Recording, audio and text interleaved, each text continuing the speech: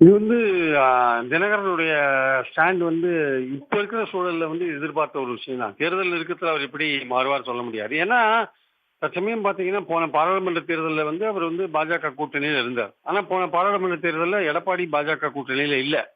இப்ப பாஜக கூட்டணியில எடப்பாடி வந்து சேர்ந்தவுடனே, அவர் ஒரு பெரிய கட்சின்றதுனால அவர வந்து கூட்டணிக்கு தலைமைன்னு போட்டுருக்காங்க. அந்த நிலைப்பாடுன்றது வந்து தினகரனுக்கு ஏற்புடைய ஒரு நிலைப்பாடு இல்ல. காரணம் என்னன்னா வந்து என்ன சொல்றாரு எடப்பாடி என்ன சொல்றார்? காலம் தான் முடிவு செய்யும். தினகரன் உங்க கூட்டணியில இருக்காருன்னா, காலம் தான் முடிவு செய்யும்னு சொல்றார். அப்போ அவர ஏத்துக்கிறதுக்கு அவர் ரெடியா இருந்தபோது, பாஜகல இருந்தும் பார்த்தீங்கன்னா வந்து தொடர்ந்து அவர் இருக்காரா இல்லையான்றத வந்து சரியா கிளாரிஃபை பண்ண மாட்டேன்றாங்க. அதே மாரி பார்த்தீங்கன்னா, பிரதமர் வரும்போது அவர சந்திக்கிறதுக்கு தினகரன் சந்திக்கிறதுக்கான வாய்ப்புகள் குடுக்கறது இல்ல.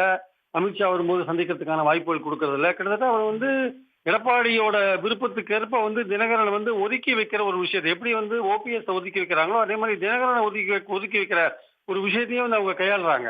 தினகரனோ, ஓபிஎஸ்ஸோ மீண்டும் பலம் பெறக்கூடாது என்பதில் வந்து இபிஎஸ் ரொம்ப உறுதியா இருக்காரு. ஸோ அந்த விருப்பத்த வந்து நிறைவேற்றுறதுல வந்து பாஜகவும் உடன்படுறாங்கன்றது தான் முக்கியமான பாயிண்ட். அதுதான் வந்து தினகரனுடைய கோபத்துக்கு காரணம். இன்னைக்கு அவர் பேசியிருக்கிறதுக்கான காரணம் அதுதான். நாங்க வந்து அப்பதான் முடிவு செய்வோம் அப்படின்ற ஒரு விஷயத்த அவர் சொல்றாரு அப்படின்னா, அவர வந்து நீங்க என்டிஏல இருக்காருன்னு ஒத்துக்க மாட்டேன்றீங்க. இப்ப நயினார் நாகேந்திரன் இன்னைக்கு என்ன சொல்றாரு?